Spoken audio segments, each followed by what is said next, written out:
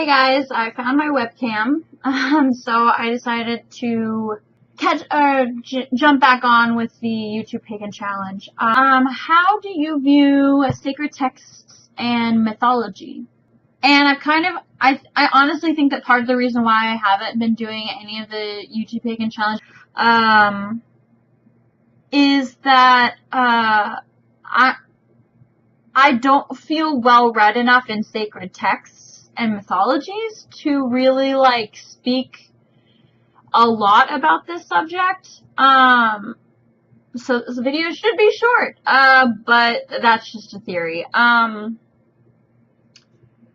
have some that I want to get into. I have the Essential Kabbalah, I want the Torah, and I want the, Islamic text. I just can't think of what it's called right now. I would like more texts on more cultures and religions and stuff like that, but unfortunately I don't have a lot on that. I just have the few mythologies that I've read, in high school on Greek mythology, and the stuff that I did basically for fun, which was some Indian mythology, very, very little, because there's a lot of gods and goddesses and different purposes. And I'd like to become very well read in that. I'm more well read on Norse mythology, and I'm about at the same area with Indian mythology as I am with Celtic mythology. So outside of that, I'm not very, very well read. But from what I have seen, most of the reason I'm not that well read is because basically what I want to do is I want to open myself up to many other pantheons across other cultures. And I just haven't had the time, I just haven't had the time because I'm more focused on putting basic information in my grimoire right now. And that's how I learn, is by deciding what goes into my final product, I guess. What I intend to pass on. And I would like a really large amount of information for my children. But I'm still trying to work out how that's going to pan out. But I'll just tell you what I have read. The only sacred text I've really read a lot of is, the Bible. It was the book for me when I was growing up. I've got 6 of these. And then I have the Ultimate Book of Shadows for the Solitary Witch by Silver Ravenwolf, which I know there's a lot of controversy about whether you should take anything that she says as far as conducting yourself in the pagan community. But she has a lot of mythologies that she's constructed, or poems and things that go along with, I personally feel like Wicca and the Wicca pantheon, if you will. And so I've read some of, most of that. But other than that, I'm not really, well read with, sacred texts. But I can tell you the sum up of what I feel about them, and my opinions on them, and my experience of them. And that basically is just that they all are the same, essentially. And I know I've talked about my personal mythology. I have a video called My Personal Mythology, I think. Something like that.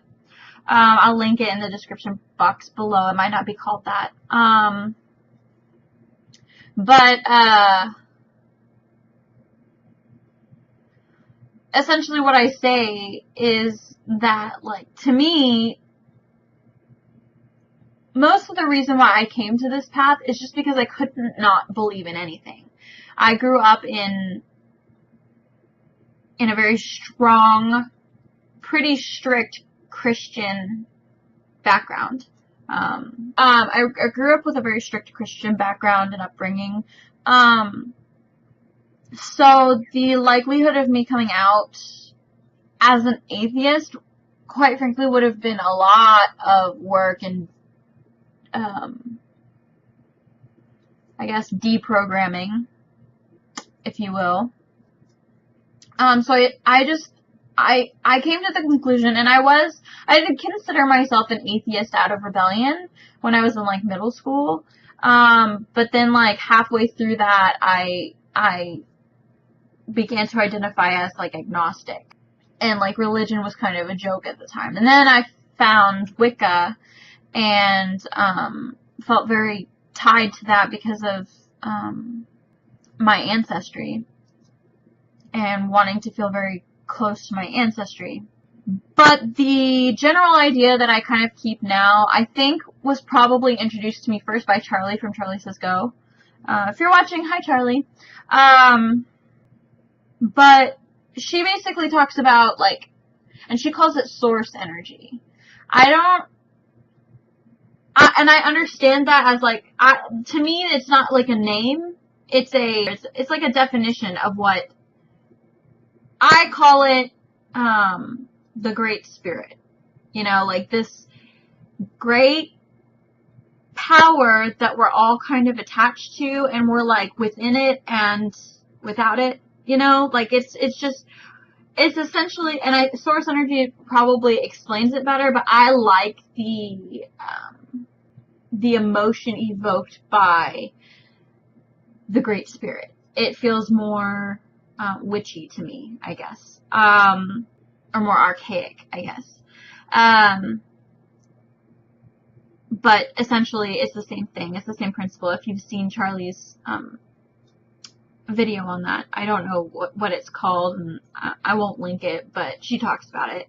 And she basically describes it as, like, this energy that's, like, the source of all of our energies. Like, I mean, if you want to get scientific about it, it's like how photosynthesis kind of works. So, like, the sun passes on energy into the grass, and then the grass grows, and then an animal eats the grass, and then another animal eats that animal, and then we eat that animal. Like, it's like a chain of energy. Whoa! Oh, I was looking for these. Thank you, universe.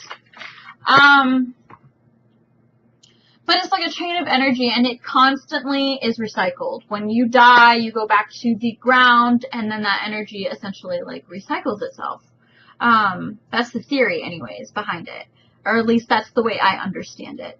It's probably wrong, but that's how I visualize it, if that makes any sense. So, source energy is like that, but for our souls. The souls that go into, you know, every living thing, whether it's a plant, an animal, mineral, whatever, human, whatever.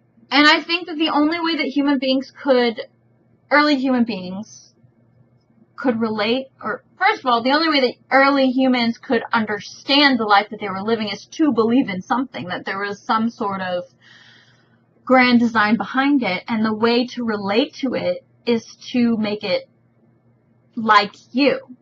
So I guess it starts off by splitting off into gender roles. Like, you have to create I understand that not everybody identifies as purely female or purely male. We all fall on a spectrum somewhere.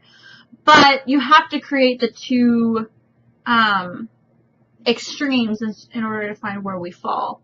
And so we split it off into the two extremes, which is extremely feminine and extremely masculine, and then everything trickles down in between, as far as, like, what certain beings represent, what their jobs are, who they are, on and on and on. Like, for example, Athena she is female, but she's not very female in her personality and the way that she acts. I think that, correct me if I'm wrong, but there's a myth, the myth of the Gorgon, I believe, started originally, like, the idea of how she came to be was She was a priestess of Athena, and priestesses of Athena are, like, they give a vow of chastity. They stay virgins forever. And I can't remember which god it was, but I think it was, Poseidon, who, she was a very beautiful woman, and he rapes her.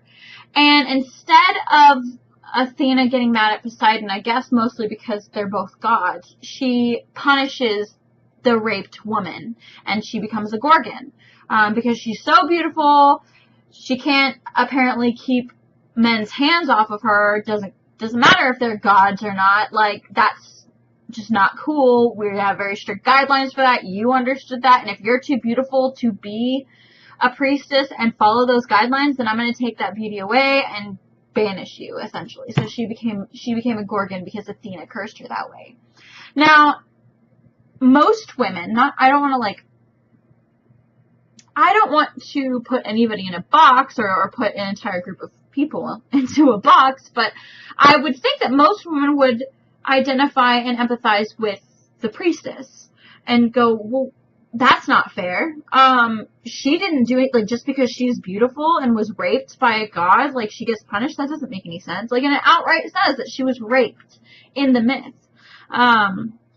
As far as what I understand, from what I remember, it said that. So, but because Athena doesn't really identify that way, because she's more, these are the rules, and very rigid, and very, this is just how things are, and if, like, we break away from that, and that's a very masculine trait, or at least in my correspondences, it's very, considered very masculine. I think my boyfriend's home. But it's, oh shit, what day is it? Oh, okay, so fine. But yeah, so that's considered a very masculine trait. But yeah, I mean, that's just an example of how we find ways to relate. There was probably a lot of women who didn't really relate to, like, Aphrodite and Diana and, you know, shit like that. They were probably more masculine and mentally, you know, you get what I'm trying to say. There's essentially a god or goddess for every aspect of life. At least that's how it started. And then you get into, like, all the other philosophies and theologies and stuff like that. But essentially that's how I relate to mythology, is that the mythologies and the pantheons, they represent parts of life that we feel like we need control over. And in order to have control over that, we put somebody in charge of that, or somebody in charge of that. But to me, it all goes back to one thing. So it's all about worshiping source energy, or the Great Spirit, thoroughly. And in order to worship or, you know, take part in worship of the Great Spirit thoroughly, you have to honor every aspect. I think that's why in the Greek pantheon they had an extra god, and I don't remember, he was like a nameless god, maybe he didn't have a name, but he was basically a catch-all god for anything that they might have forgotten. So if they didn't have a god for something, and you wanted to appeal for something in particular, you would go to this nameless god. I think the only reason I know about it is because it's mentioned. I think Paul talks about it in the Bible, and he was like, that nameless god is my God. But not only is he that God, he's all the gods. And that was what I really took away from Christianity that, like, really helped me. So I hope that answers the question. I spent, like, a really long time just explaining how I'm not very well read in most mythologies, but yeah, that's my understanding of it, and I hope that answers the question. I'll probably do a follow-up later, not soon, but, like, much later in life when I figure it out. But anyways, thank you guys so much for watching. I hope that answered the question. I know I've said that a million times, but thank you, and I hope, and keep on wandering.